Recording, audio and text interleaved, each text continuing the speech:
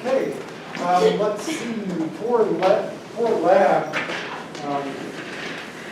I will have for you next time some data sheets, and we're going to do some practice on collecting data on squirrels. There are a couple of videos that I would like you to watch, and I'll put links for those on the webpage.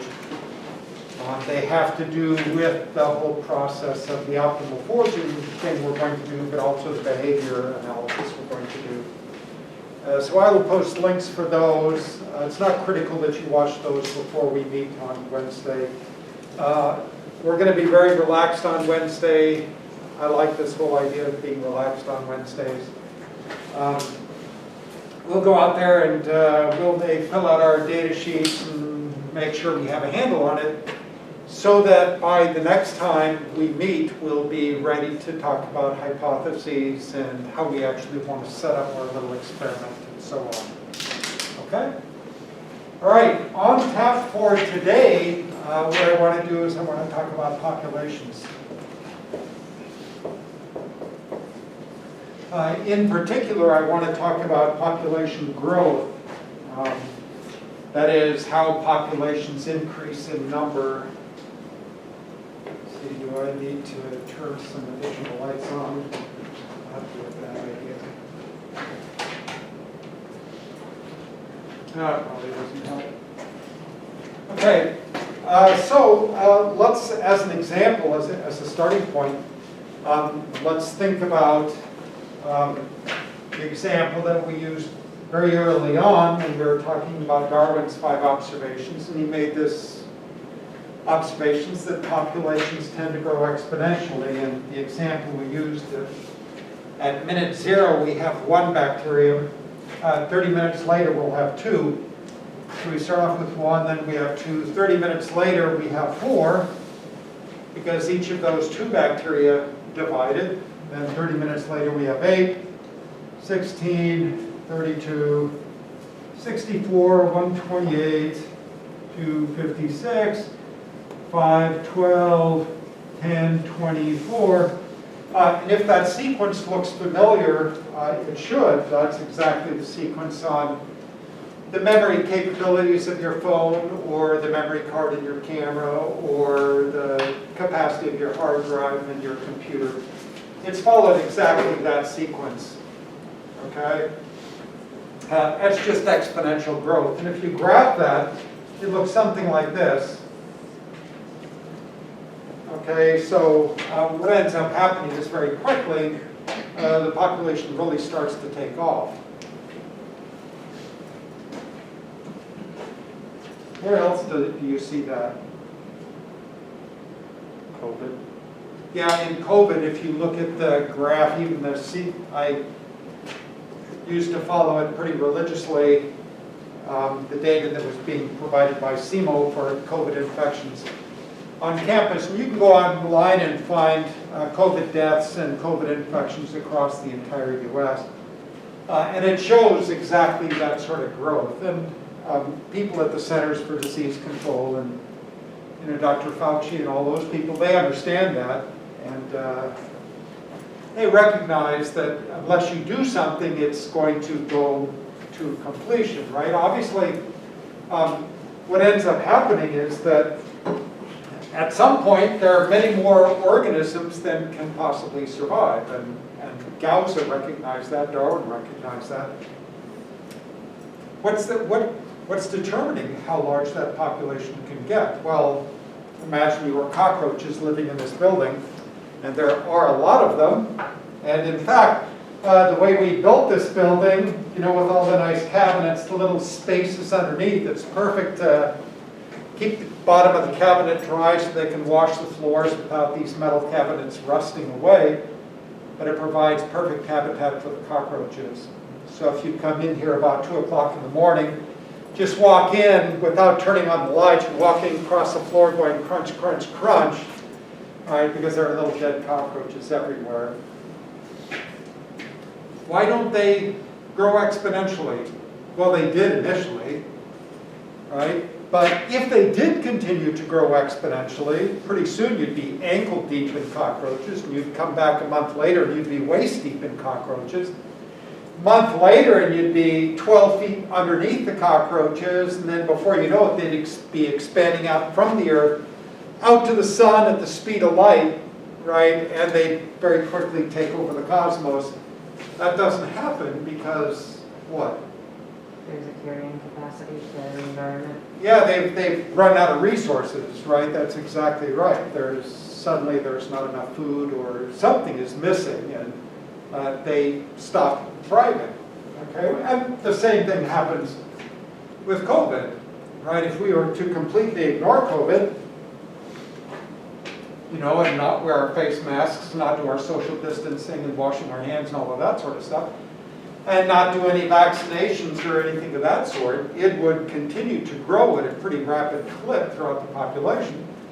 And it solves itself, because before you know it, people are dropping left and right. You know, people are dying, the population density goes way down.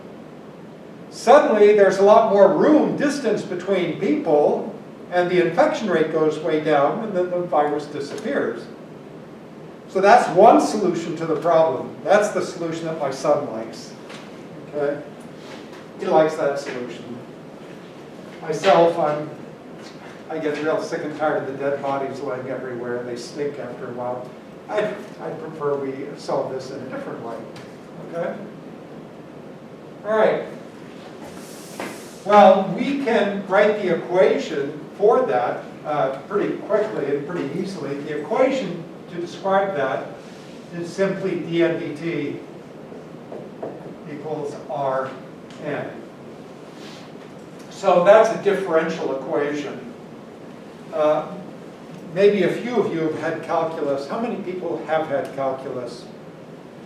You know, roughly a third of you, something like that. And you know then that in calculus, all you're doing is learning two things. The whole course comes down to just learning two things.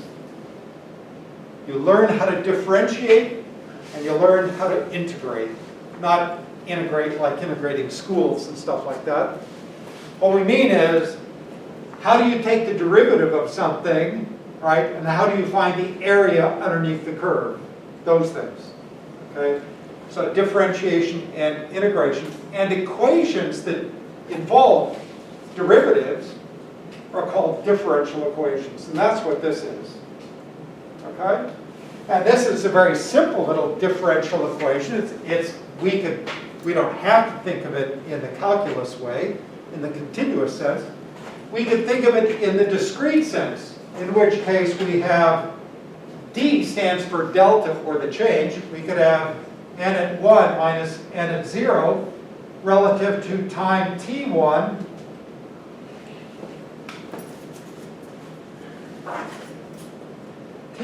minus t0. That's the same thing. Or we could call that delta n over delta t. Or, in the continuous case, we can call it dn dt. It's the same thing for our purposes. Okay? Well, the beauty and the thing I like most about differential equations is that most of them, you can't solve them. There is no explicit solution for most differential equations, which is great. You write this whole damn equation out, and you don't have to worry about solving it because you can. Isn't that awesome? It's fantastic. Except that this one you can't solve. It's one of the easy ones. And it turns out that n equals NOE to the RT. So that's the solution. So the population size is equal to the initial population size times E, 2.71, whatever it is, raised to the R times T power, okay, where T is the time. So that equation gives you that curve. Don't worry, you're not going to have to plug numbers into that thing to solve it. Your work is done. All you have to do is say, oh yeah, exponential growth. There's the equation. There's the solution to the equation. You're finished. Okay, that's great. All right.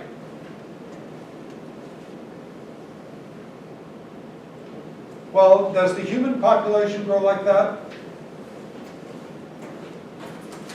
Let's make a graph of what the human population growth looks like.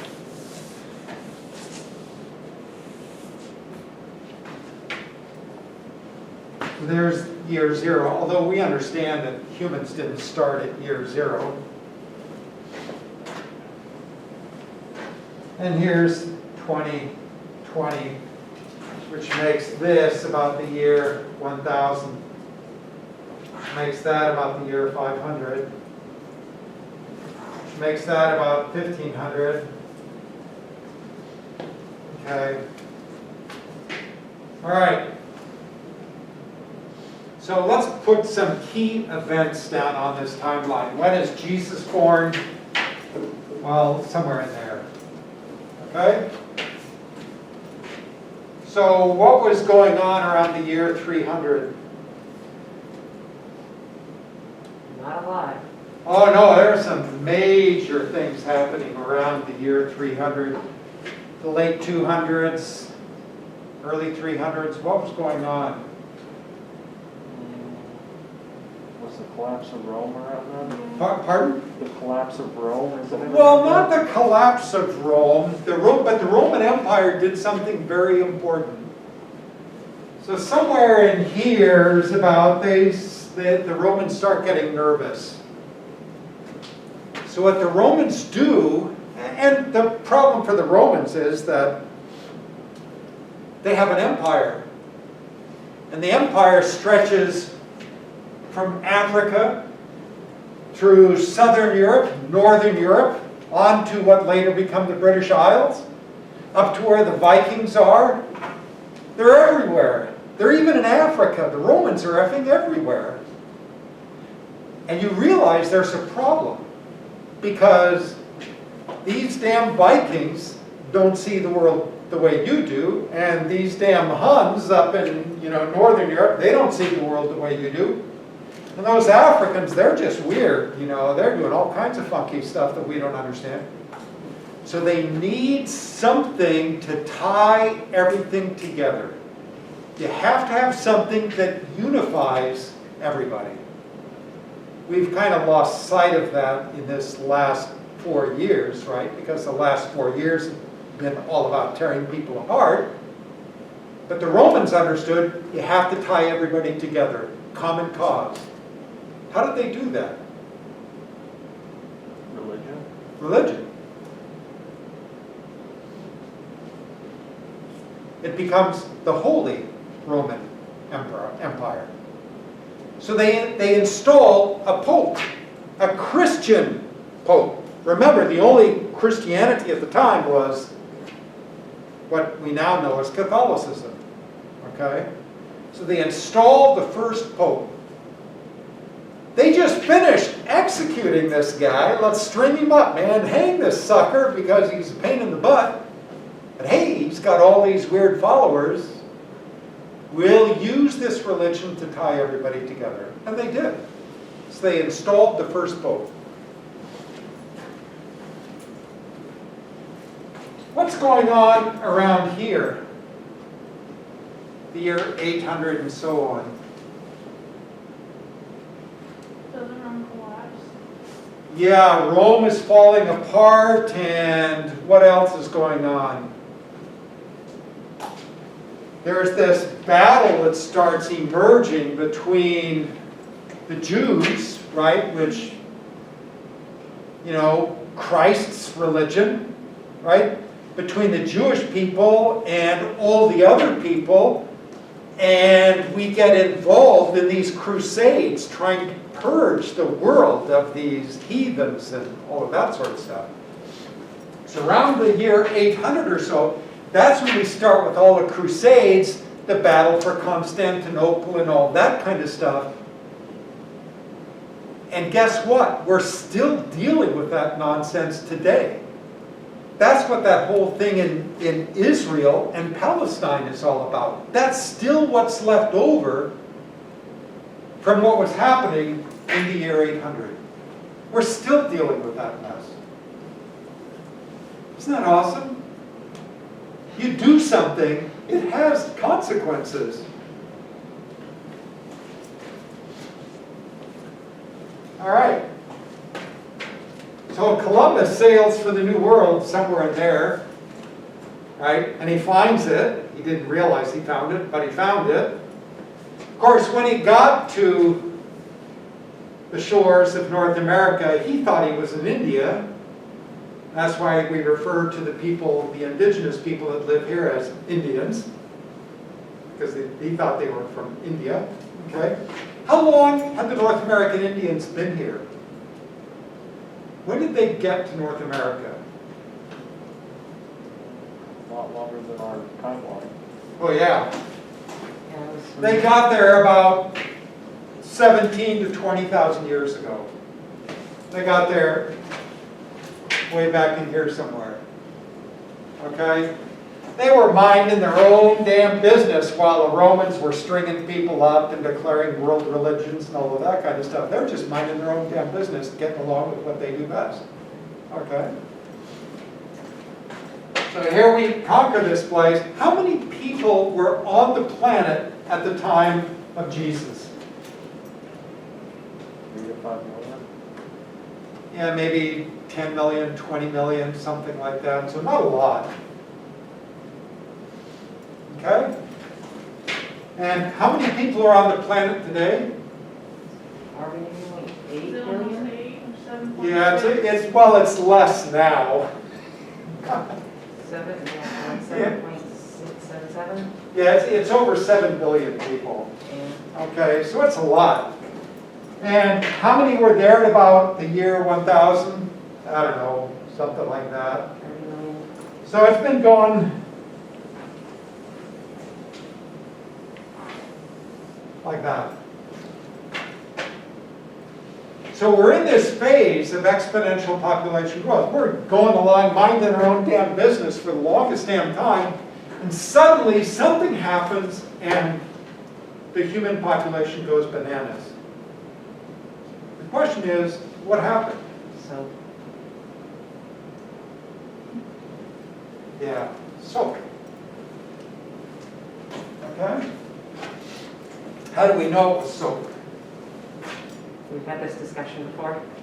In this class? Yeah. Have I already done this? No, we did Not the, this particular lecture, Yeah. but I think you mentioned it once before about soap. Yeah, so, You have in fact mentioned that soap caused exponential delay before. okay. So, surely toilet paper helped though. Hey, the Romans were pretty clever whenever they had to use the bathroom. I mean, if you think about it,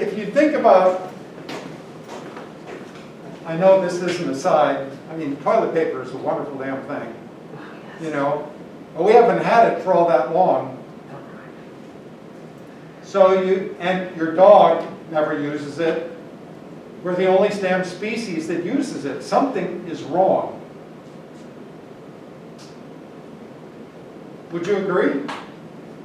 I mean, really, we evolved with this dependence on toilet paper? Really? Yeah. No.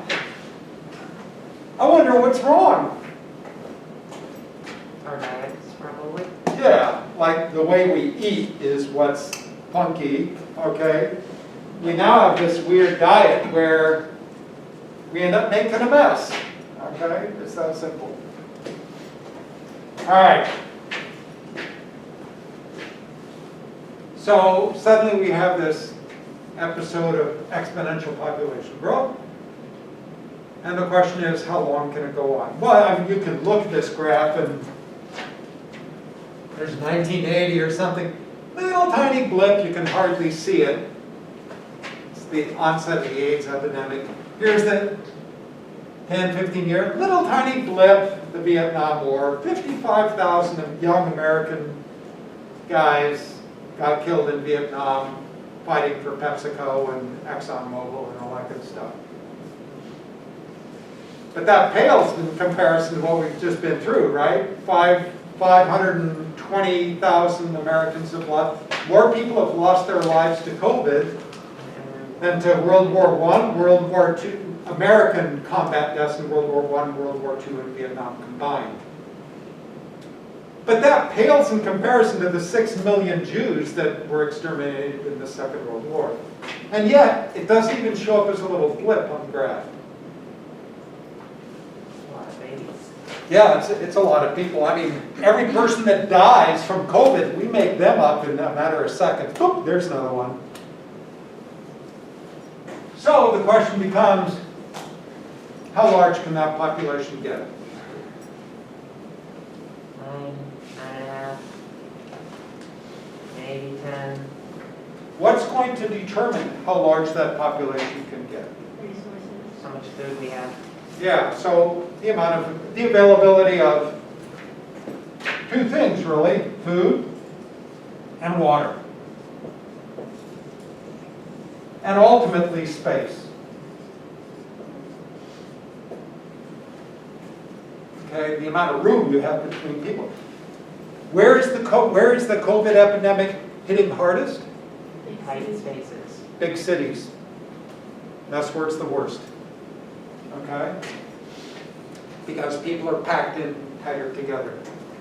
So, if we're going to double the amount of people that we have on the planet, if we're going to go from 7 billion people to 14 billion people, which will take us about 30 years to do, that means by the time you're my age, if things don't change, there will be 14, 15 billion people on the planet.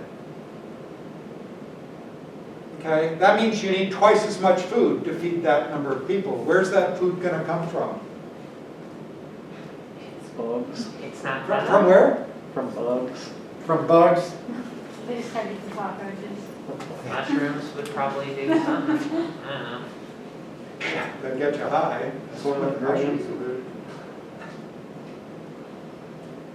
Do you think the farmers can grow twice as much food? Nope. Not a prayer. Because one of the things that happens as the number of people increases, where do they build the new houses in the cities for those people? On farmland.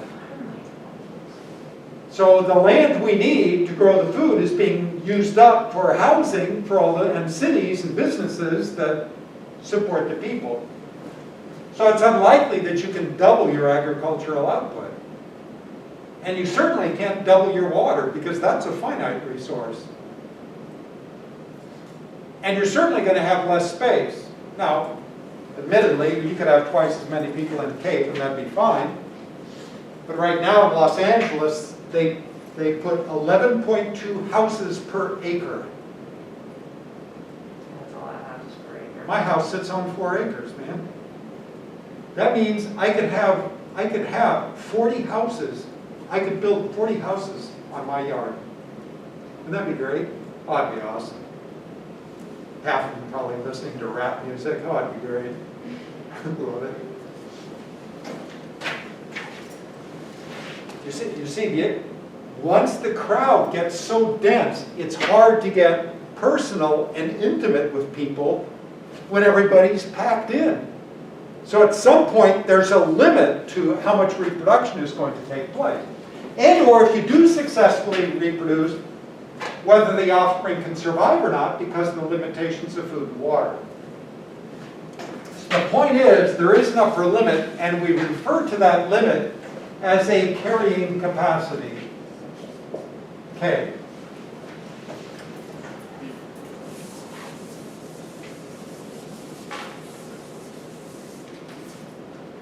So we have this equation, dn dt equals Rn. What we want to do now is we want to change the equation just a little bit to reflect the fact that there is this upper limit to how large the population can be. And we do that by adding one little term. And the term is 1 minus n divided by k, where k is the carrying capacity.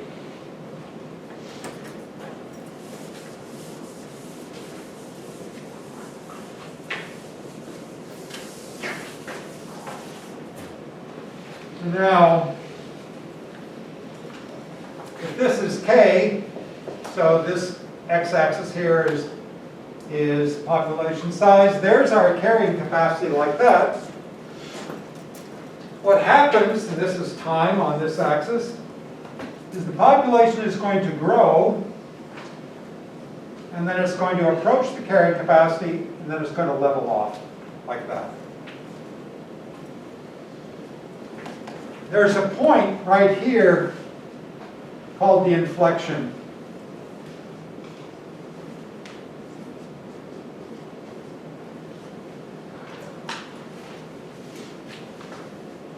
You can kind of get a sense for what that is, because if you take the tangent to this curve, the slope of the tangent is increasing, increasing, increasing, increasing, increasing, gets to this point, decreases, decreases, decreases, decreases, decreases. Okay? That inflection point is important. Anybody here like to go deer hunting? Nobody else? Just one person likes to go deer hunting? The Missouri Department of Conservation manages the population of deer in this state so that the population is always right there at the inflection point. That's their objective. They want to keep it right there. Because if they can keep it right there, one interesting thing happens. The population is growing as fast as it's ever going to grow. In other words, the number of new deer that are being produced every season is as high as it's ever going to be.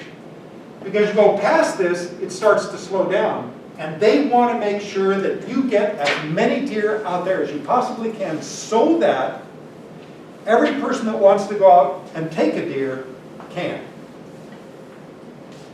Now, why do they care? Because if you have a successful hunt, you're thinking to yourself, man, that MDC, those guys are effing awesome. And every 10 years, when that renewal for the conservation tax comes through, that 1/10% thing, you're going, hell yeah, you vote yes. That's what they're doing. And for those of you that don't hunt, you go, God, yeah, I love the Missouri Department of Conservation. They have that cool little nature center over there, and they put on these little programs. We go on nature hikes and nature walks and go watch the eagles. Yeah. And if you live in a big city, you're just really happy that they have these little parks and stuff. MDC is smart. They understand how this works. Okay? It's a good thing. It's not a bad thing. It's a good thing. Except, of course, when those damn deer start nibbling on all my Norway spruces. Man, they destroy those things. I'm out there, I'm going, damn those deer.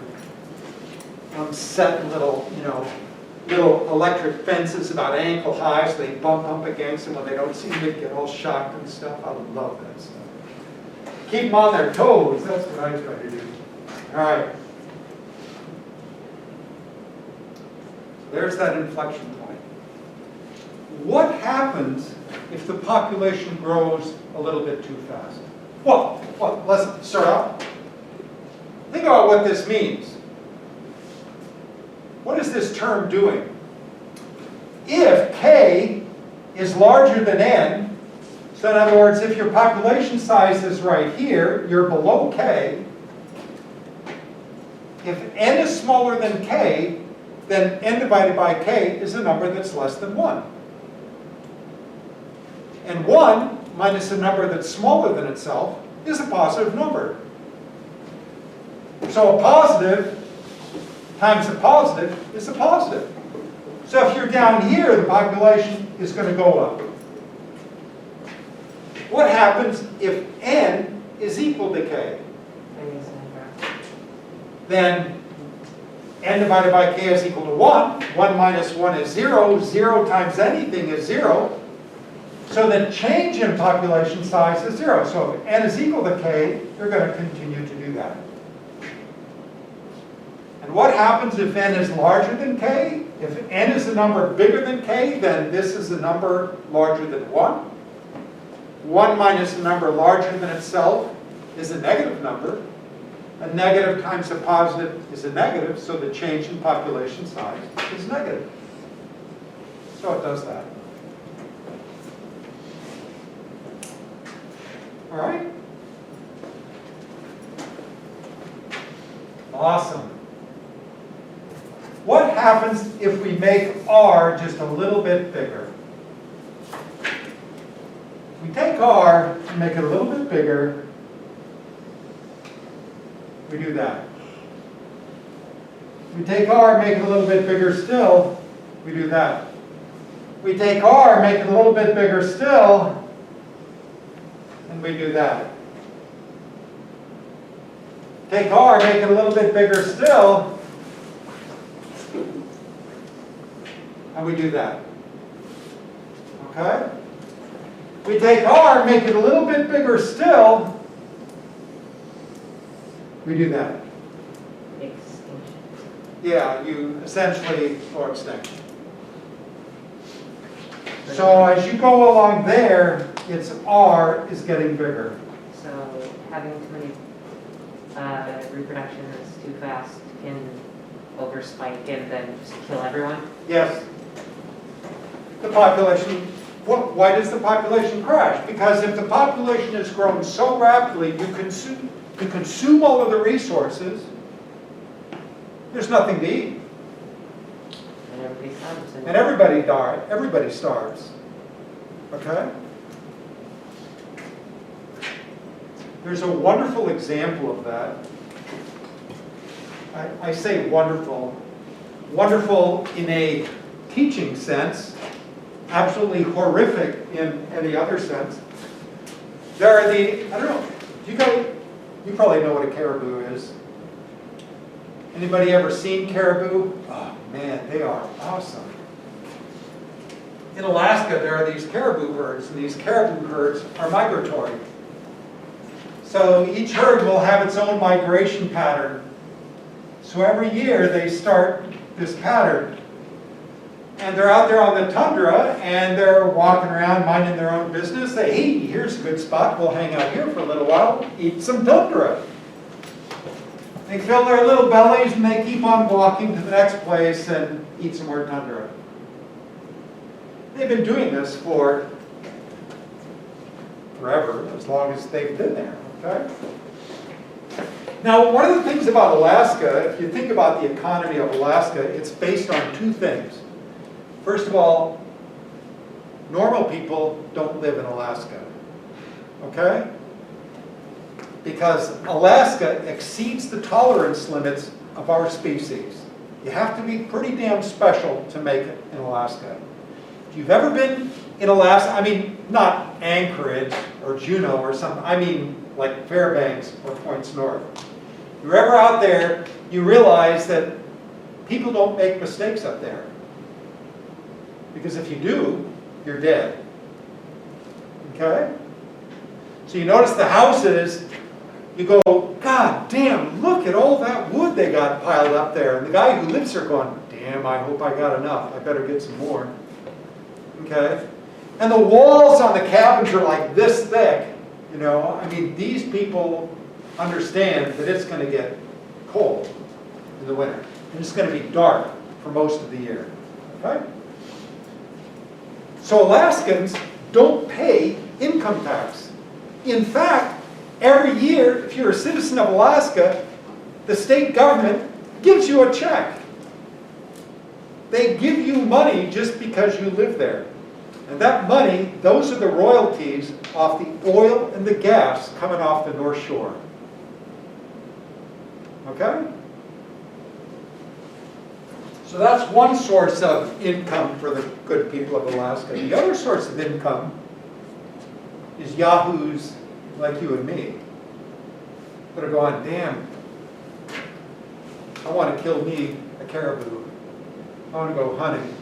I want to be out there in the bush, and I want to get me a caribou. That's the other group. So it's wildlife tourism is big business up in Alaska. You have all these guys that service the bush planes, the guys that fly the bush planes, the outfitters, right? All those people are making a good living off of supplying people from the lower 48 with what they need to go up there and have a successful wildlife experience. So at the time, the governor of Alaska says, you know, we've got to improve that a little bit because this oil and gas ain't going to last forever. We need to get more people up here shooting caribou. How are they going to do that? Well, you need more caribou. That's pretty clear. Because you want every person that comes up to have a successful hunt. So how do you improve the size of the caribou herd? Importation. Pardon? Import them. Import caribou? Give them more food. Nah, there's a finite amount of tundra up there. I mean, we don't want to put too much money into these guys. What do they do? Kill something else? Yeah. What would you kill if you wanted to make sure you had plenty of caribou? What would you kill? Well, what kills caribou? Wolves. Wolves.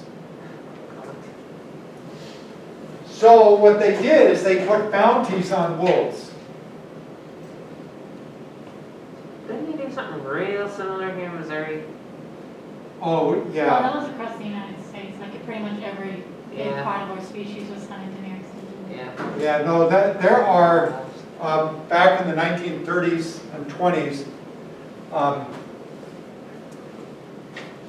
there were bounties on basically all predators. There's a wonderful photograph of this hunting expedition.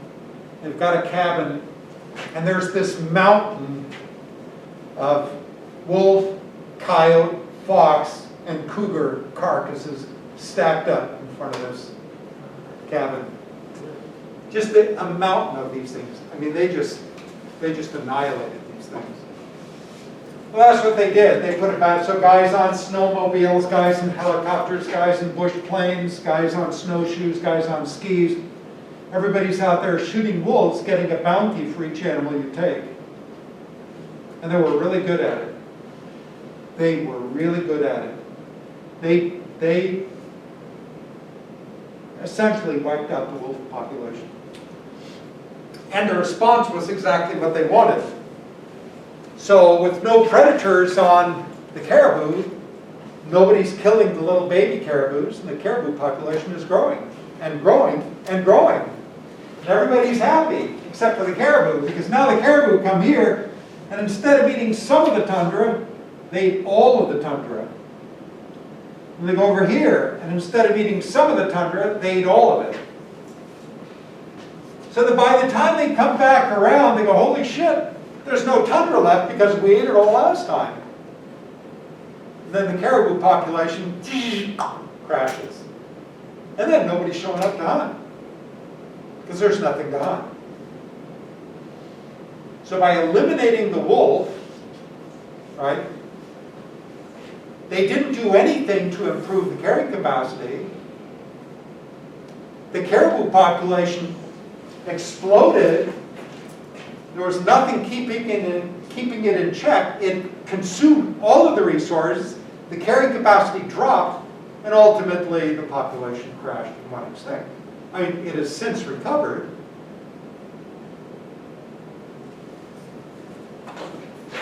There's another wonderful story. This was back in the, I think it was the 1930s. You should Google it. It's the Kern County Mouse Wars.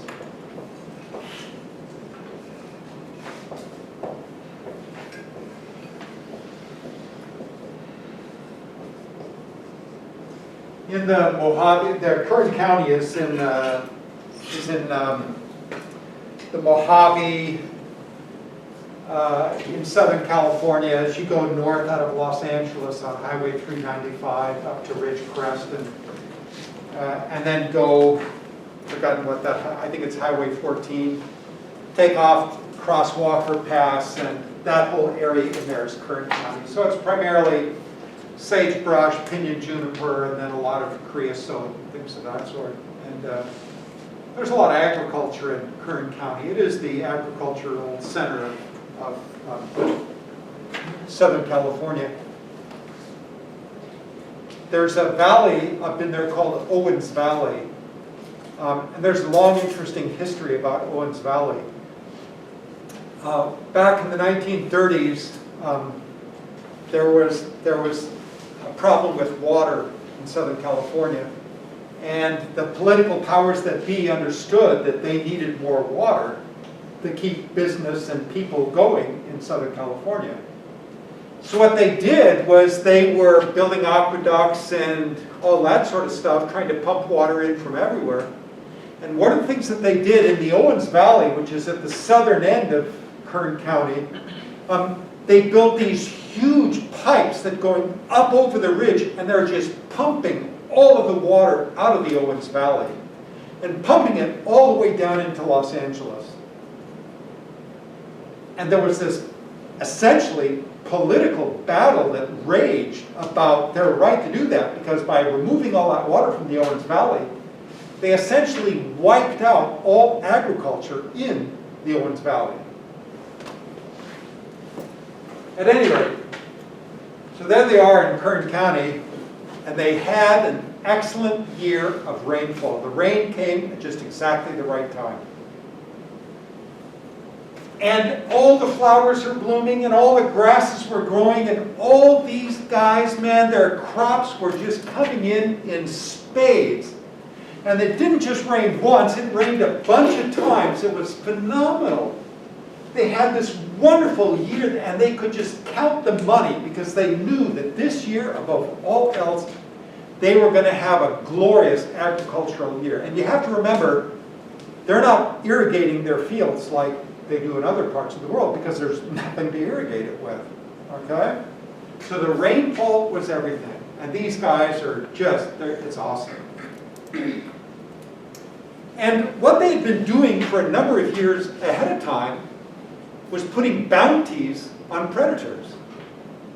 Because they were convinced, like so many farmers and ranchers are, that in particular the coyotes are killing their cattle. Now, a coyote weighs about 35 pounds.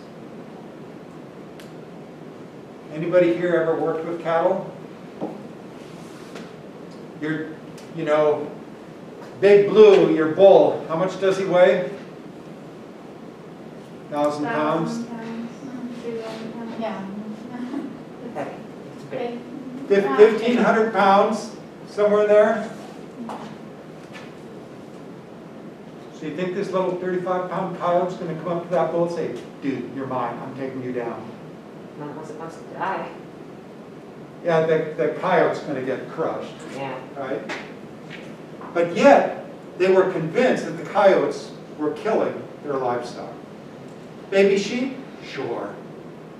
Okay, bunnies? Sure. Your chickens? Absolutely. Don't have chickens. Let's not be dumb, okay? Let's not have sheep. Let's not be stupid, okay?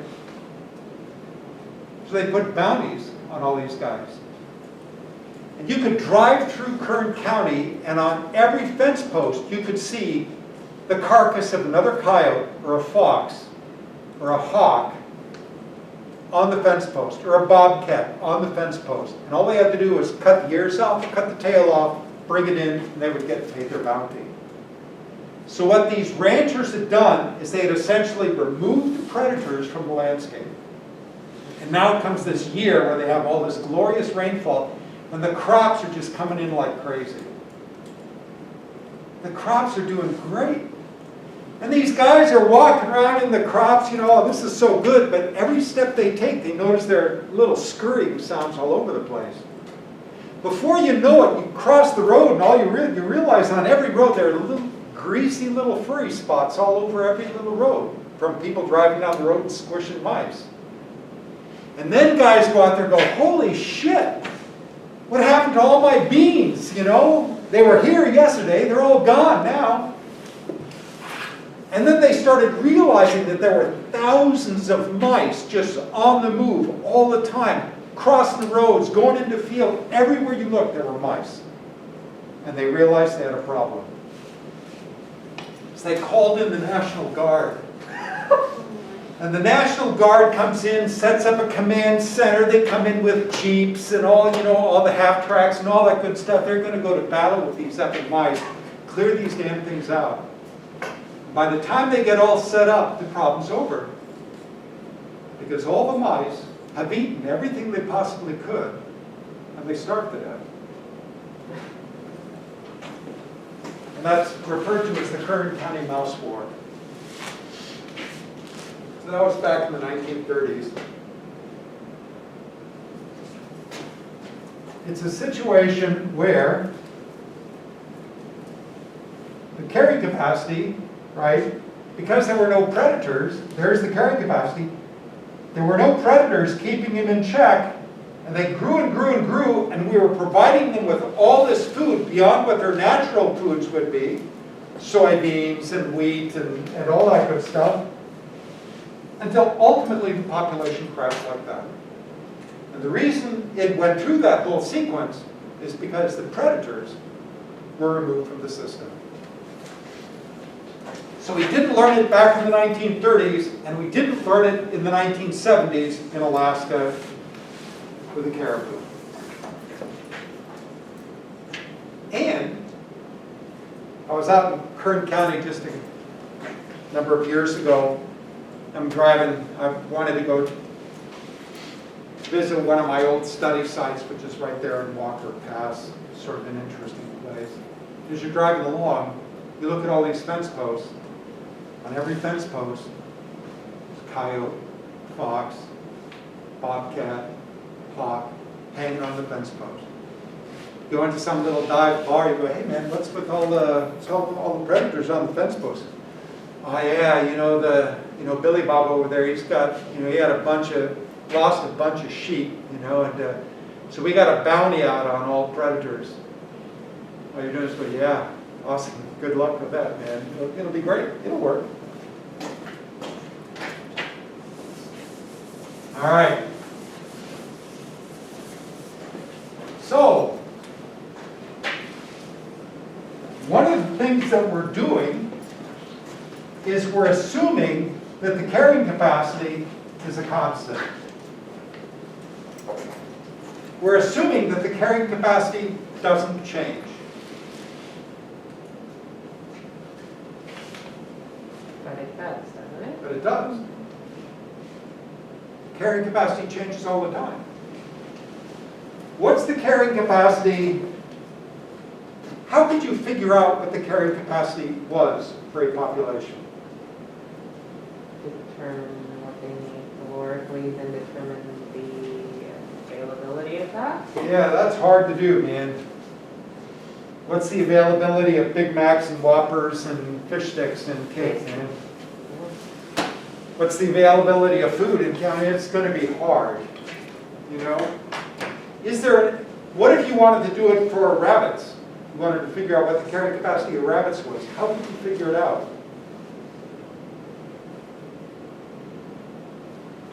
Base it off habitat? Pardon? You would base it off of habitat? Yeah. How much available habitat is there? How productive is the habitat? That's going to be hard to figure out. Have to know how many bunnies you have. It's going to be guessing unless you can be clever. And I think you can figure it out pretty damn close. If you had enough time, if you had maybe 10 years to figure it out, I'll bet you could figure out exactly what the carrying capacity was. And here's how you could do it. On the x-axis, let's put population size. And on this axis, let's put birth rate and death rate.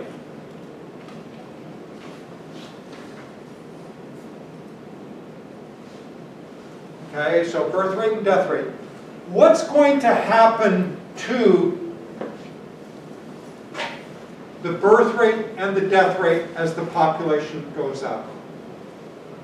Eventually the death rate will outperform the death rate.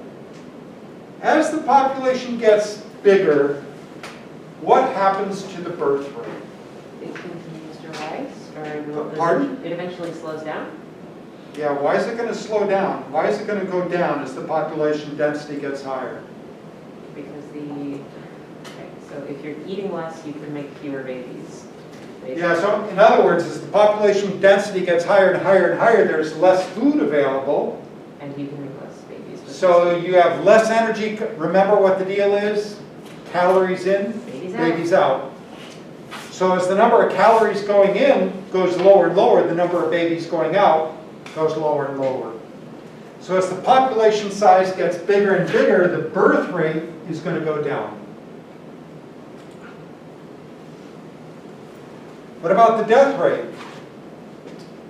As it gets more and more and more crowded, That's when it starts to go up. we get pissed off at our neighbors, we shoot our neighbors, we pass diseases on to people we don't even know in crowded restaurants and stuff. As it gets more crowded, the death rate goes up. So if this is the death rate, and that's the birth rate, where does the birth rate equal the death rate? Right at the middle, and that's the carrying capacity. Right there. That's the carrying capacity. When births equals deaths, the population is no longer growing. When births equal deaths, that's when you are at that point, right there.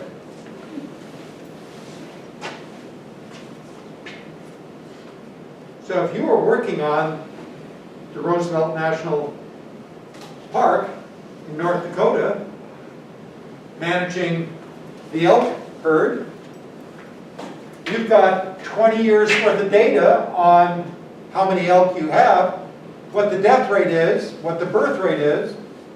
You can figure out exactly what the carrying capacity is under normal circumstances. So what determines the carrying capacity for humans? What's it based on? Food and water? All right, even more basic, yeah, water's going to be a big one. What else? What determines how much food we have?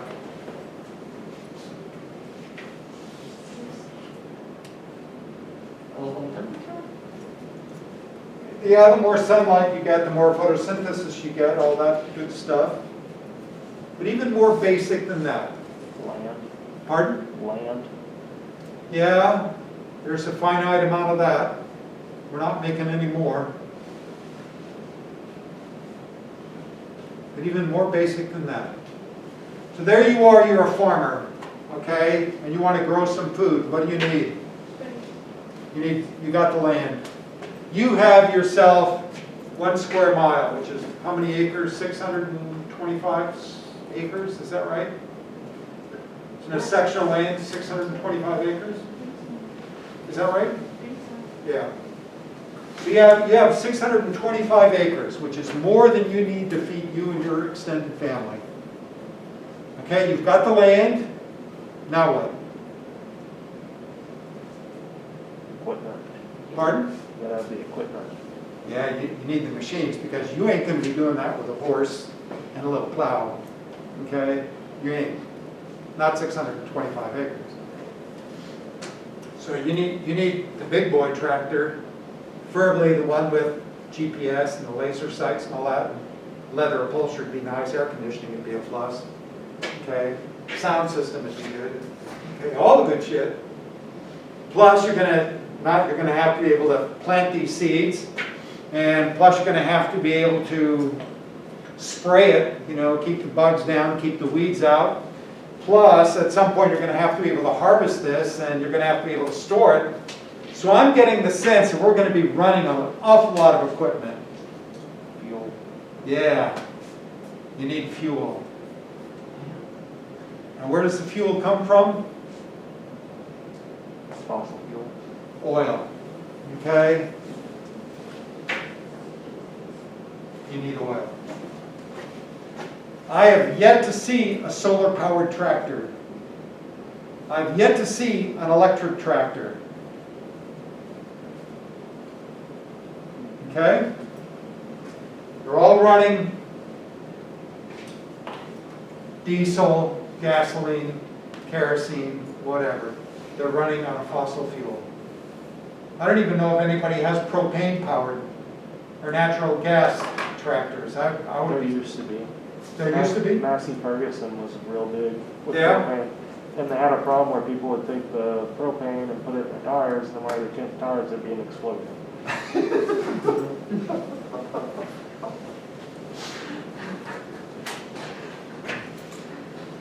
Humans are stupid.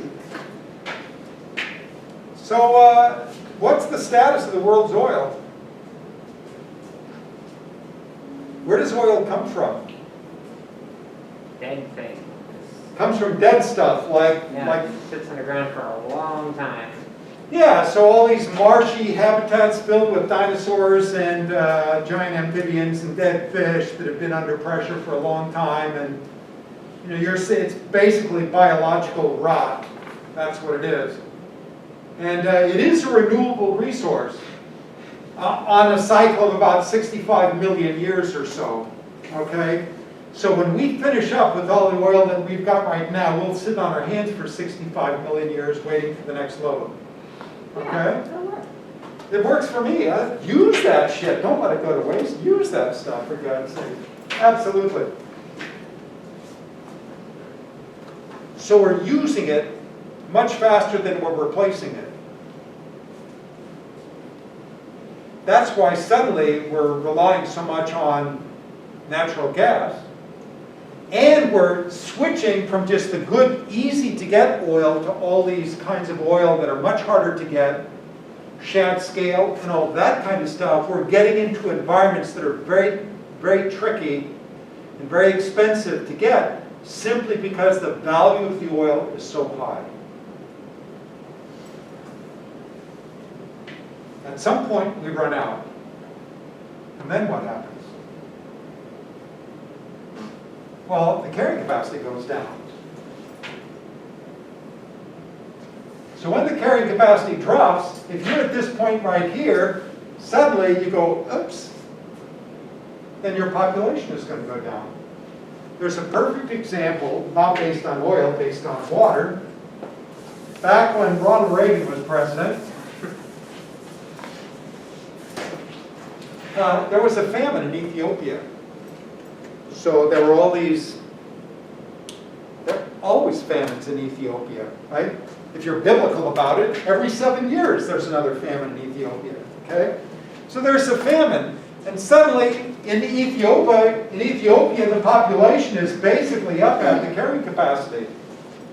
They have a famine, so there's no crops. So suddenly, because of the lack of water, the carrying capacity drops. So the population begins to drop. And on television back in the 80s, the glorious 80s with Ronnie, you can see all these photographs, all these images, movies of these starving Ethiopian people. Little tiny babies with their eyes bugging out and their distended, bellies from no protein and whatnot. Just absolutely horrific. And all the people in America, the richest country on the planet, feel really bad. So they start sending care packages to Ethiopia. Candy bars, high energy stuff. Hershey bars, granola bars, all that good stuff. High calorie stuff. And as soon as they do that, suddenly the people in Ethiopia, their carrying capacity has gone up. So now, because the carrying capacity is up, they do what humans do. We reproduce. So the population does that. By that time, we've gotten bored because they're not showing pictures of starving babies anymore because everybody's got a full belly. So we stop making the shipments. So the carrying capacity is back down here, so the population crashes again. Now we see on television starving babies. We feel bad. We send more candy bars. Carrying capacity goes up. Babies go up. And over a period of years, there was this cycle like that. It's bad when that happens. Why is it bad? Stability is probably good in a population's growth, and then wiggling like that is probably bad. When a population is going through that sort of stuff, right, there's going to be a lot of instability in the population, not just from biological instability, but political instability as well. That's where you get the formation of terrorist groups and insurgencies and all of that kind of stuff. And if you look at the globe, where do you see all this political insurgencies and all the terrorist groups? They're in places where they've experienced a lot of turmoil, demographic turmoil like that. Okay? All right. Well, so here we are,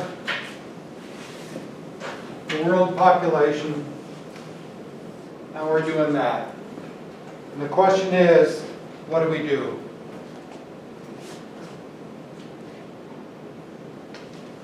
Because you know our carrying capacity is defined by our oil and our access to water.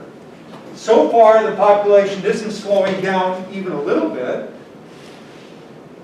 You know bad things are going to happen if something doesn't change. You can already see around the world all of this political instability. All you have to do is think of ISIS, or think of the Taliban, right? Or think of all the narco groups down in South America. All these people leaving Guatemala, leaving Honduras, trying to get to the US. Why are they trying to get here? Because things are really bad where they are. They're doing exactly what you would do if the situation were reversed. So obviously, one of two things is going to happen. Either we solve the problem, or the problem solves itself. Now you can turn a blind eye towards it, that's fine. The problem will solve itself. It is a self-correcting system. You don't have to worry about it. It'll take care of itself. Of course, taking care of itself might result in a scenario that is sort of unpleasant, but it will solve itself. So the question is, what can we do to bring it under control? COVID's a good start, but it's not enough.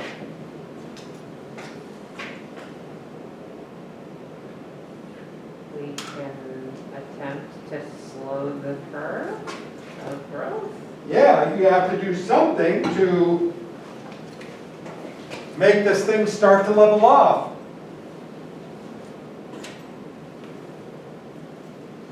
How can we do that? Let's look at the equation. Okay? Let's rewrite the equation.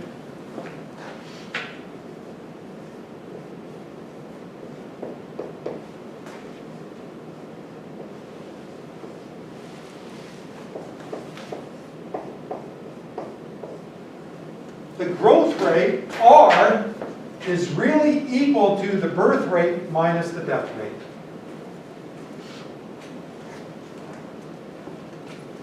So we have two options. We can reduce the birth rate, or we can increase the death rate. You know, one of those sounds a lot better than the other one. Depends on how old you are. Wait, what? Don't they both sound... If you're young, you're going, oh, hell yeah, let's increase the death No, rate. that would increase the death rate. Death rate increases that. No, higher death rate is good. Higher death rate, because then think of all the jobs that are going to open up for you. All the resources that suddenly, think of all those dead geezers that are dying from COVID. Guess what? We don't have to pay their Social Security anymore. But then, How awesome is that? Walk on the sunny damn side of the street, for God's sakes. that's cool until I'm the one dying. Oh, no, we're looking 30, 40 years in the future. You don't have to worry, but you'll be fine. Probably solved by then, I hope. Besides, once you're in power, you get to make the rules. So we have two options. What do you want to do? You want to decrease the birth rate or increase the death rate? So you're asking us, do you want to be China or North Korea? I don't want to be neither, but I want to do something so that, because it's not just an Asian problem. It's a problem here as well. All you have to do is think about, when I was in your position, I had an apartment in 2 blocks away from the university where I was going. my rent, it was a 2-bedroom, 2-bath apartment, had a swimming pool. My roommate and I, we paid $185 a month in rent. Okay, so that would have been 1975, 1974. Paid $185, so $92.50 for me, $92.50 for him. Okay? Pool, 2 bedrooms, 2 baths. Garage for 2 cars. That same apartment today rents for about $5,000 a month. So, there you are. Federal minimum wage is $7.25 an hour.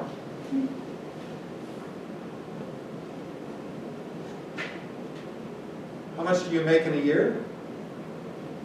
A lot. Well, 72.50 times 4, 14,000. so $2,290 a week, right? Call it $300 a week, you get tips or something. $300 a week, right? That's $1,200 a month. Times 10 would be 12,000 plus plus another 600, so 12,600 a year. And your rent is $5,000 a month. Nice. So, how are you going to game this? Multiple jobs. Well, so you work 2 jobs. So now you're making $24,000 a year, $25,000 a year on 2 jobs. Now you can live there for 5 months, and that's not utilities and that's not food. Immigrate. Pardon? You would immigrate. Christ, you're going to school, man. You don't want to leave. It's Southern California. Christ, it's nice. Good weather all the time. You don't need no winter jacket. Wear your flip-flops year-round. Work on your tan year-round, man. Be great. How are you going to do it? Well, you're going to need some roommates. So what most people do is they'll take that apartment and there are 2 bedrooms. You'll put like 3 beds in each bedroom and a couple of couches, and you'll share that apartment with like 12 people.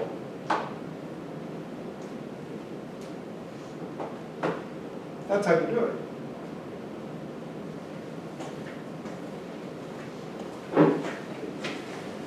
Of course, at that point, intimacy becomes a little bit of a challenge, right? Because if there are 12 people sharing this place, it ain't going to be a casual sort of a thing. So the birth rate's going to go down. That's good news.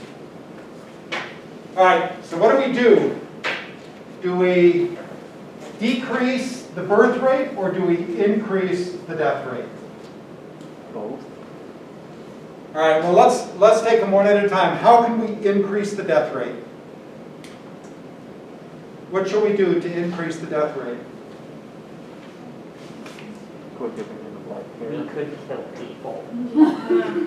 We A could lot of things you could do. we could take everyone over 75 and kill them. Well, it's sort of like that Soylent Green thing, only you're going to extend it all the way to 75. No, I vote we start at 30. We start because we want a healthy population. And first, if you haven't done what you need to do by the time you're 30, get the hell out. Yeah, that's true. Everyone 30 years and older, we're just going to convert them into food for the people that are left. Yeah, paste. Protein paste. All those in favor? I'll go for that, man. And I'm way past my sell-by date. I've only got 2 years left by that point. 1 year. You Shit. better get cracking, man. You got shit to do. You better get after it. You gotta win the game, man. All right, so that's not going to work. I'm sensing a certain amount of resistance from some people. You have plans for like your 35th birthday or something. Okay. So how else can we increase the death rate? Execute anybody that's in a federal prison. That does. Execute them all. Your Your sentence, pardon? I mean, if you did kill someone, Would there be a problem with that? Well, I mean, they And toast somebody. those prisons are filled with rapists and murderers and cheats and slime balls. I say we toast them all. Well, according to the FBI, half of them put in there falsely. Well, a lot of them are there incorrectly, right? The Innocence Project has uncovered lots and lots and lots of cases of people that with new DNA evidence. There was just a case of a guy, he's 60 years old, just got out of prison. He's been in prison since he was 18 for a crime he didn't commit. Yeah, That does happen. I don't want to toast him. Those are the breaks. You know, toast them. I do not want to toast him. Who votes on toasting anybody that's currently in a prison? What? I mean, it's all well and good to vote for toasting people in prison until you are in prison and then you get toasted. Don't go to prison. I mean, unless you're 110% know you're guilty. Yeah. Like, What's unless you that? know 100% that you, like, they killed somebody or they were molesting a child or something. Well, we don't have 100%. All we have is beyond a reasonable doubt. And really, it's more like a popularity contest than really uncovering the truth. The justice system is not designed to discover the truth. It's not. It's not science. Okay?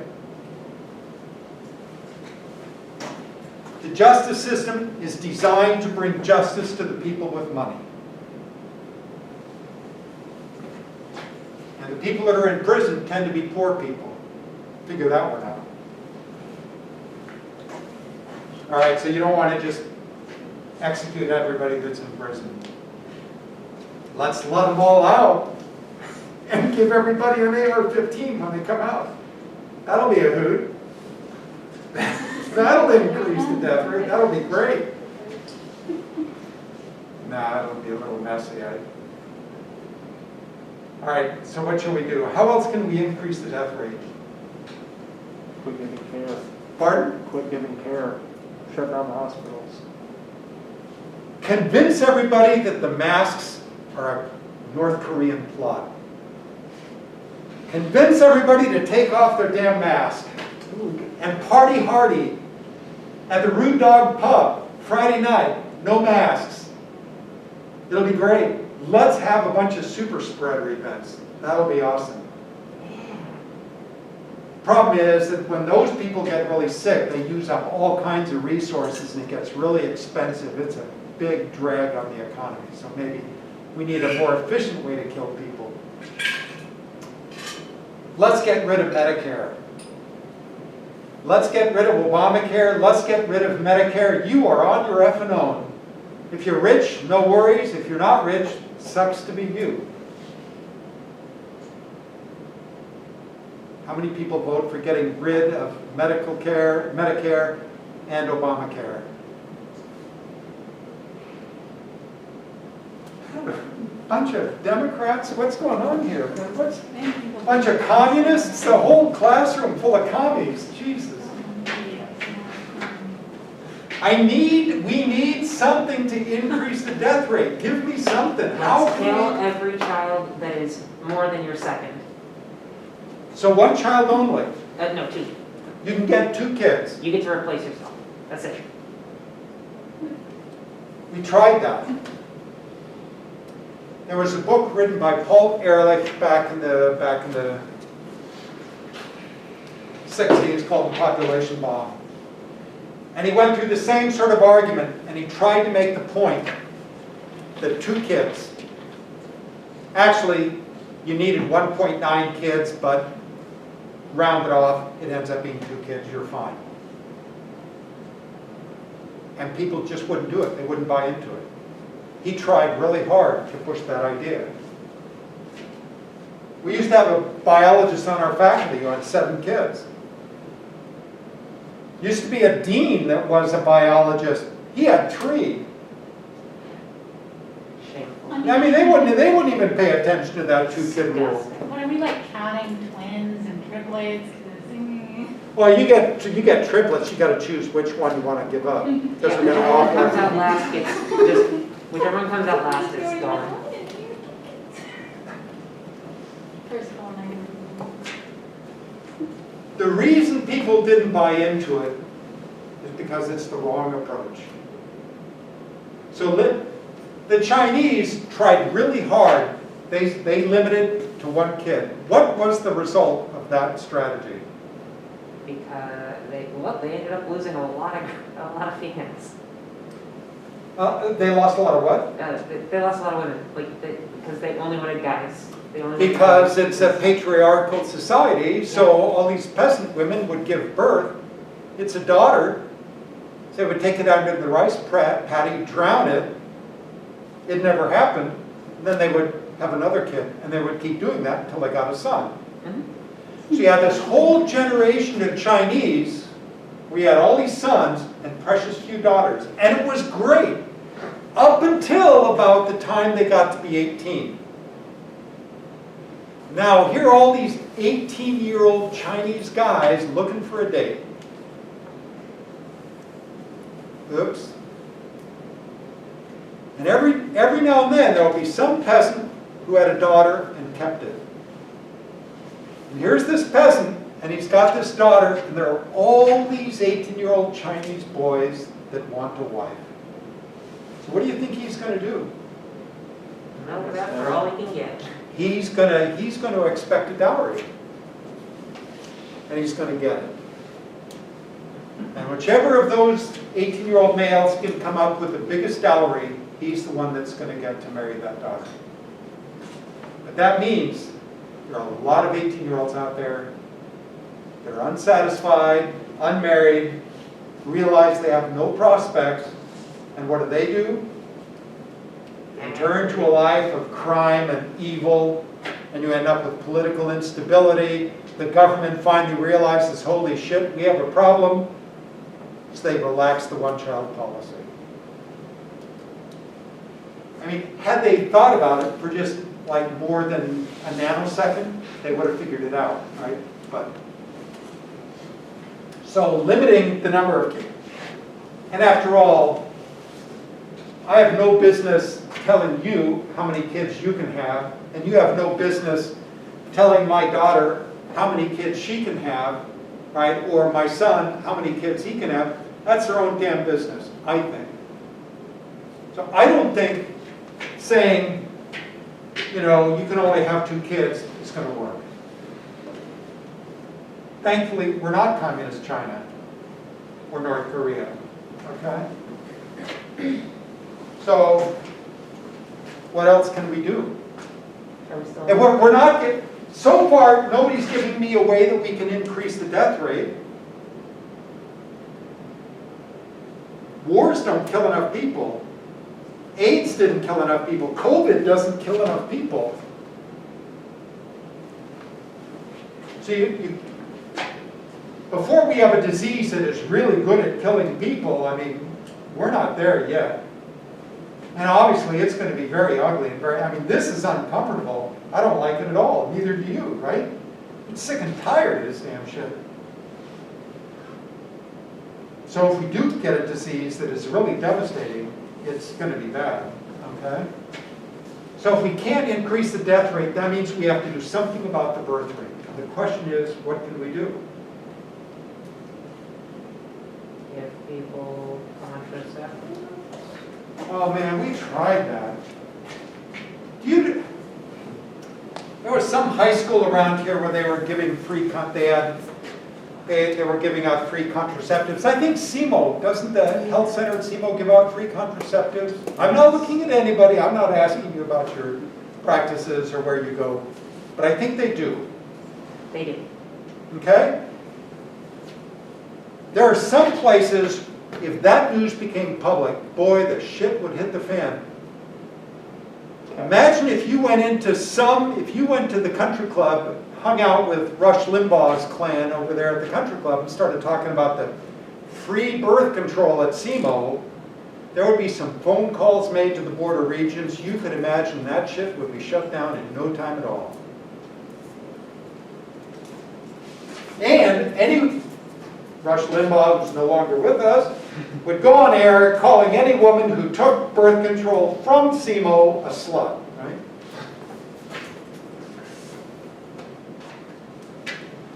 Why are we limiting it to females?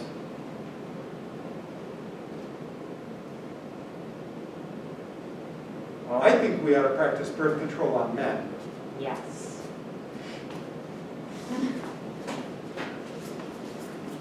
I think we excise the testicles out of every male when they enter college. They get them back when they're done. That'll work. That sounds. Only if they're ages 18 to 25. 18 to 25, yeah, all 18 to 25-year-old males at SEMO, drop your testicles off here, you'll get them back when you're done. They'll be better students, they'll be better behaved, they'll pay more attention in class. They only get them back if they graduate. The GPA is going to go through the roof, man. It'll be great. It's a winner. We'll do a little less good at football though.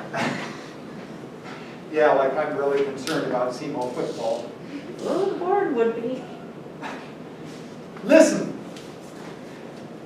when I can get a $70,000 pay raise for giving every student in a class an A, then I'll be all about football. When you get a $70,000 raise for just doing your fucking job, something is wrong. Okay? All right. You can tell that I'm a bitter old man. Okay, so what else can we do to bring the birth rate down? Starve people? Oh, God, you're so cruel. That's somewhat aggressive. Oh, more aggressive than grinding up old people into paste. I didn't know we were grinding them up. Well, the government's already giving people birth control against their knowledge, sterilize people. Well, we have a long history of sterilizing people. When Richard Nixon was president, you'll notice that all of the, if you take an anatomy and physiology course, you notice that your skeleton model is a plastic one, not a real one. Before Richard Nixon, they were real. What happened was that the Nixon administration started this policy where they wanted to control population growth in the Asian subcontinent, so in India, Pakistan, and Bangladesh. So what they would do is they would set up these surgical clinics, and these peasants would learn that if they went and got this little procedure done, they would be anesthetized, you know, they'd be out of it for a little while. When they were done, they would get this cool little transistor radio. You guys don't even know what a transistor radio is anymore, but it's a little radio about the size of a pack of cigarettes, had a little antenna, ran on a little 9-volt battery, and it could pick up FM channels. So you go walk around town just rocking out, listening to your little 9-volt, you know, transistor radio. It was awesome. I mean, now you got like your phone and earbuds and all that good shit, but this was back in the old days, right? Of course, there were no FM radio stations in India, but they all got these cool little FM radios. And it wasn't until some time had passed that they realized they weren't having any babies anymore. In other words, they were never told that they were getting sterilized. So all these guys, they'd go in, get this little vasectomy, walk out, and that was it.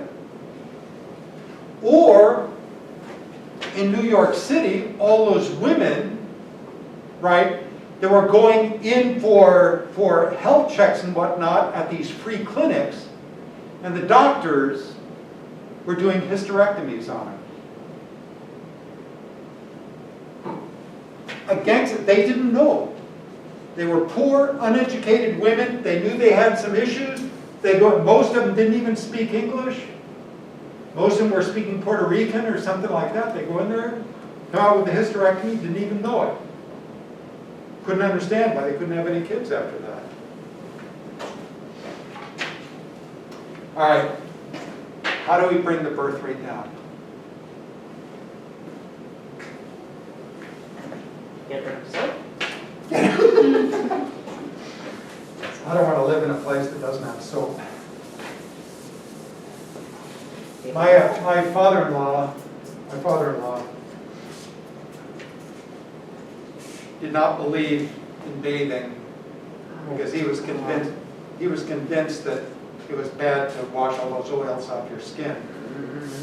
He changed, so he only at the insistence of his wife did he bathe once a week. They didn't have a bathtub, so he just washed himself off in the kitchen sink. He changed his underwear once a week, whether he needed them or not. Okay?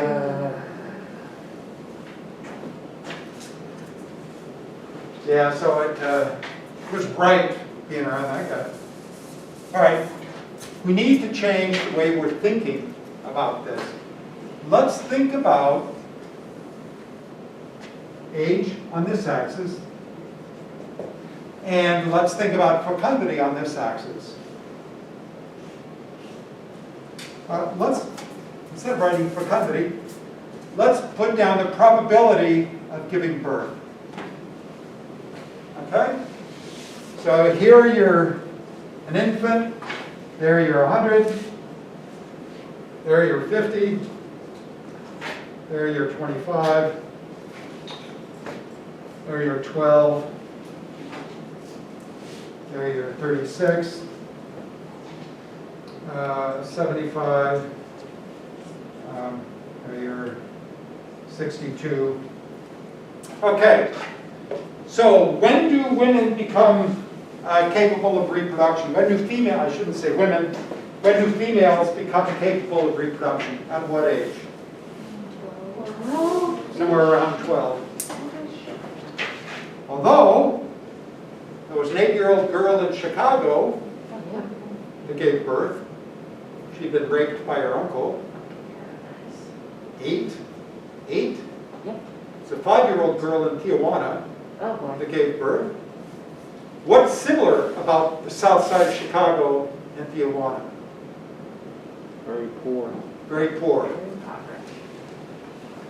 In populations that are under serious stress, the birth rate births start earlier and earlier. So the age of first birth gets earlier and earlier and earlier in stressed populations. Okay, what's the average age of a first-time mother in small-town America? 16. Or, the same question, what's the average age of a first-time mother anywhere on the planet? 16. 16.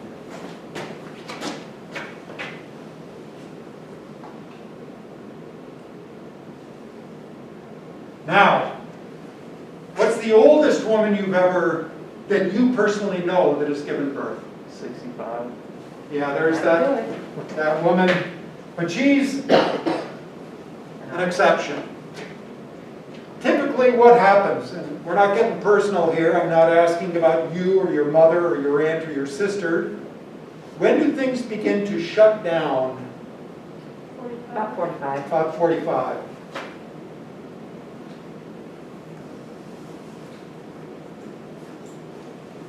Okay? So really, all we have to worry about are females between the ages of 12 and 45.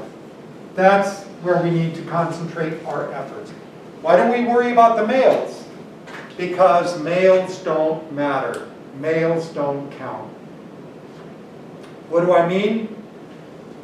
What determines the rate at which a population grows is not how many males there are, it's how many females there are. Because one male could fertilize every female in Cape Girardeau. Okay? But if you only had one female in Cape Girardeau and everybody else was a male, there wouldn't be very many births.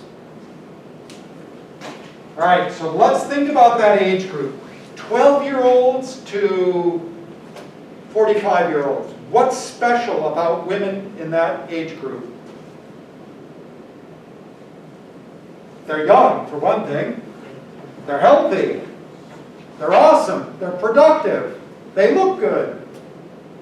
You start getting up into this territory, okay? These, they look great. Healthy, robust, fun, sense of humor, good to party with, good to go on a camping trip with, all kinds of cool stuff, all kinds of fun you can have with a person in that age group.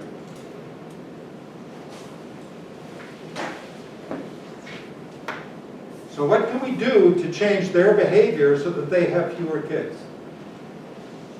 A lot of people are trying to educate women in like underdeveloped countries so that women that are educated and get jobs are less likely to have children.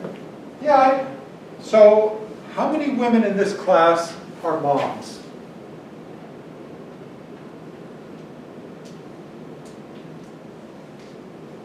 fuck's wrong with you people? Haven't figured it out yet? It ain't hard, okay? What? What do you mean? No. That's your problem? It's, No? Never heard of sex before in my entire life. I mean, why don't you have any kids? Is there in school? Not the right time. You can't. The fear of birthing. I know. Well, nowadays, they're going to load you up with so many drugs, you won't know what's going on until after it's all over. Sounds like Good time. Why don't you guys have kids yet? Don't you like little kids? Kids are cute. Kids are fun. Why don't you have any kids? Because they're a lot of work and money. Yeah, well, there is Not that. ready for that responsibility yet. How are no kids? I want a stable job. Oh, so you want a real life. Yeah, I want to live my life first. So all of you ladies have got plans, and you don't want to just start popping bambinos out. You want to sort of get everything organized and ready. And you would like to live your life in a certain way. You would prefer not to be in poverty. You'd prefer to have a more comfortable lifestyle where everything is planned out and so on. Yes. And the difference between you and the average female is that you're here getting an education.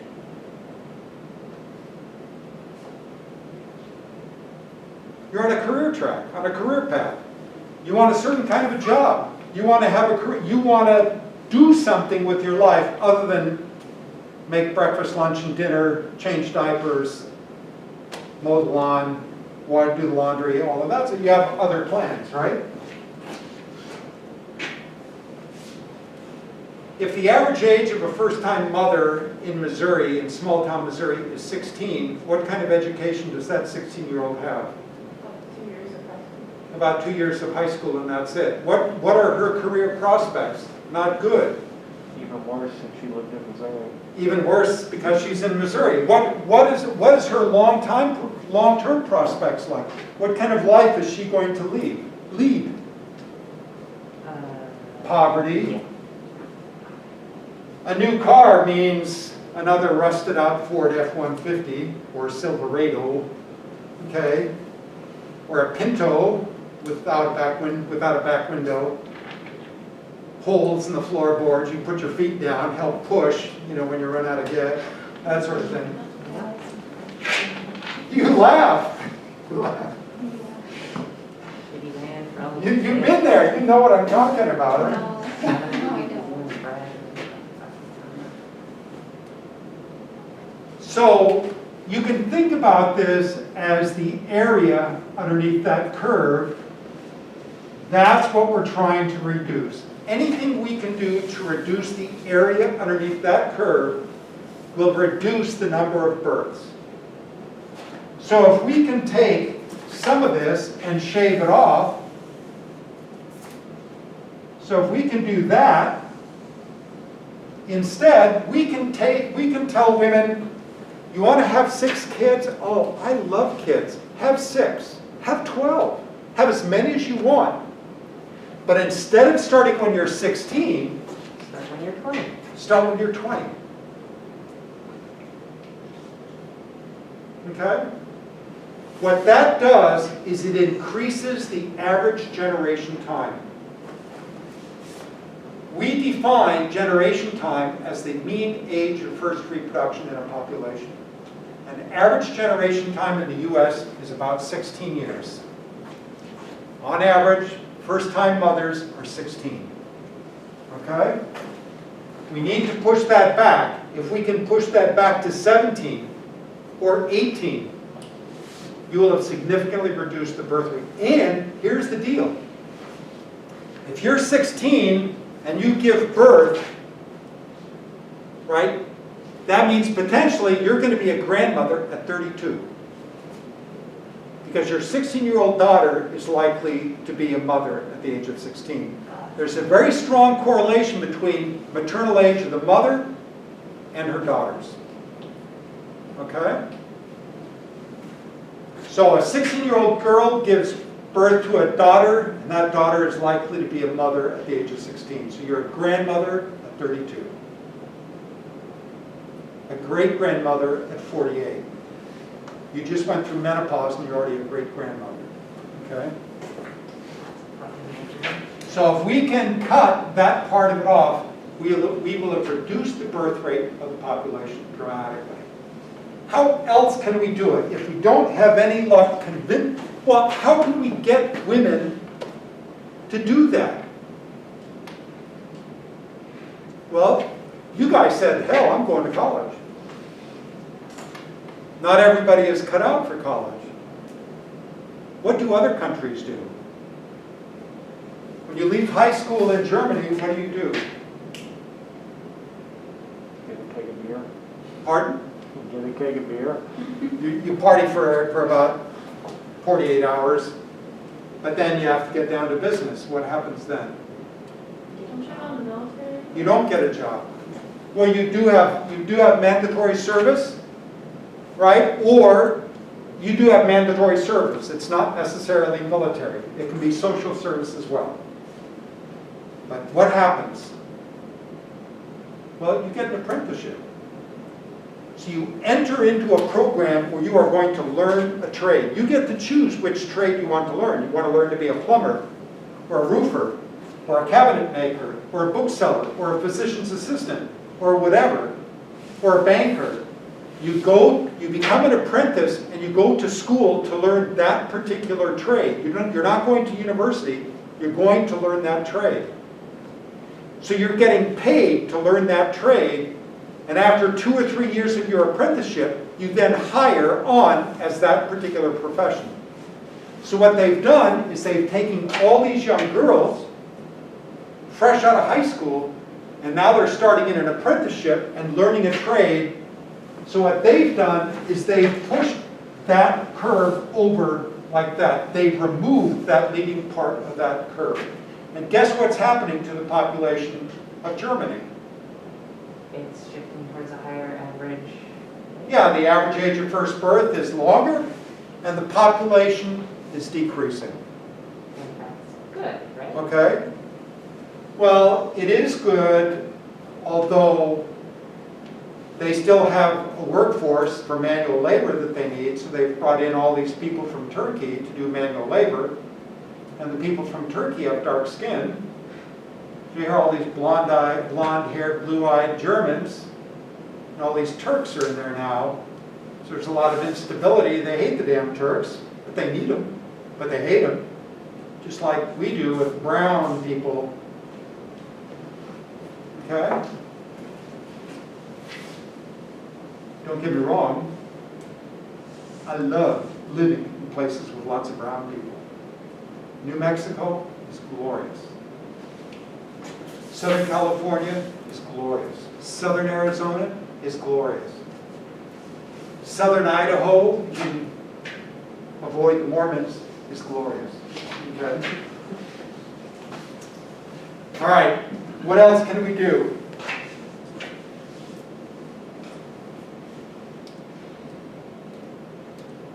We can push this back. What else can we do? People say, oh, sex education. Yeah, right. What kind of sex education did you kids get? I'm calling you kids. I know you're not kids. What kind of sex education did you guys get? If you have sex, you'll die. If you have sex, you'll die. They dropped a book on a table to show us why they called it the clap. Oh, God. That's so 60s-ish. That's so... I'll bet it was some burned out hippie that taught the class, wasn't it? I don't even know. I think it was from like the, it was over summer school. It was like the women's, one of the guys that came in and a woman came in and like, here's all these sexual diseases, and then dropped a book and like, the clap. And I'm like, okay. Yeah, they showed a bunch of pictures of people with diseased genitals and then said, okay, goodbye. Great, Explain great. why you did it. Everything you needed to know so that you can be totally freaked out the first time you have sex. Yep. Okay? Convinced that you're going to die. Yeah, great. Just what we need. Okay. What? So, anything else you learned in sex ed? I took an online course a health class, and that's it. An online course that nobody paid attention to and just got the answers. I remember that. So they didn't tell you the stuff you needed to know, in other words. Like they didn't tell you anything about menstrual cycles, or when you're ovulating, or when you're likely to be pregnant, or any of that. There is sort of an interesting sidebar to all of that. One of the consequences of those textbooks, the CLAP and all that sort of stuff, is, for example, in St. Louis, this incredible rise in cases of gonorrhea. They're trying to figure out where the hell does all this stuff come from. And it's a consequence of changed sexual practices and misdiagnoses. Typically, a diagnosis of gonorrhea, it's the drip, drip, drip of gonorrhea. You know something's wrong because it's dripping all the time, okay? So you go into the doctor checks out, says, yeah, you've got the CLAP, okay? Used to be penicillin, I don't know what they give anymore, right? But because all these kids that have gone through sex ed in Missouri are trying to avoid that, they say, oh yeah, no penetration. So instead, they have anal sex or oral sex. So all these people get gonorrhea, it's either rectal or it's in their throat, and it goes undiagnosed. And the doctors look at it, I have no idea what's wrong with you. They can't figure it out. Oops. So dumb. There it is. So yeah, you wasted your time in that sex ed. In other words, sex ed, forget about it. It's not going to work. Okay? Because everybody gets their knickers all in a twist when you have to talk about reproductive behavior. What else can we do? Sex ed isn't going to work. There is one thing that we can do. What we want to do is take the top off of that curve.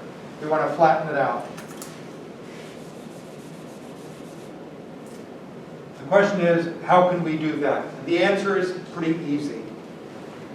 All you have to do is to convince women, all you have to do is to convince, I shouldn't say women, is to convince people to put more time between their babies.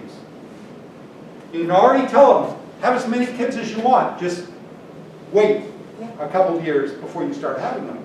That's a huge part of it. The next thing is, instead of having a baby every year, have a baby every third year. Space them out a little bit. Because if you do that, the total number of babies you can have between 12 and 50 goes down. You have a baby every year, you can get a lot of babies. Every other year, it's half the number of babies. Every third year, it's a third the number of babies. So by putting more time between, and how do you do that? Educate the people about the advantages of putting more time between you. You could make government resources available, daycare available, anything, that's going to convince people that you're better off having more time between babies. That's the sort of public education thing.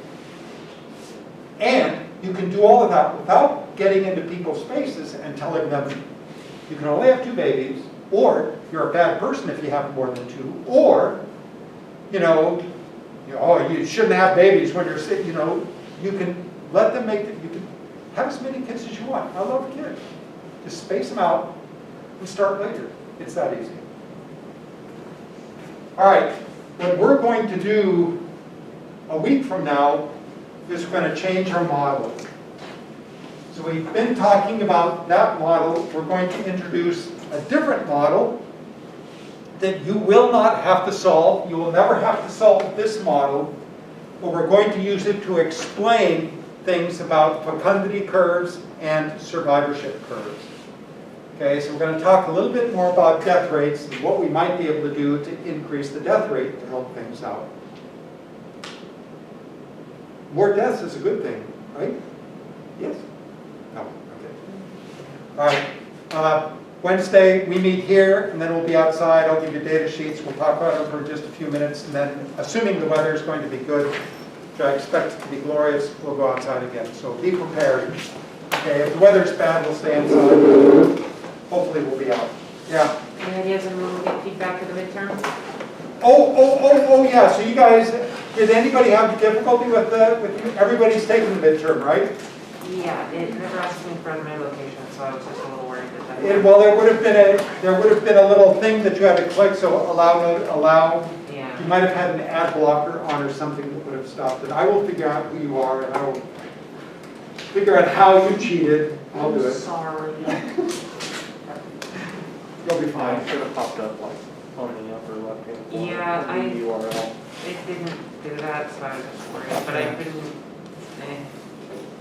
All right, yeah, I will get those things graded, hopefully before Wednesday. Okay, so you'll know exactly how you did.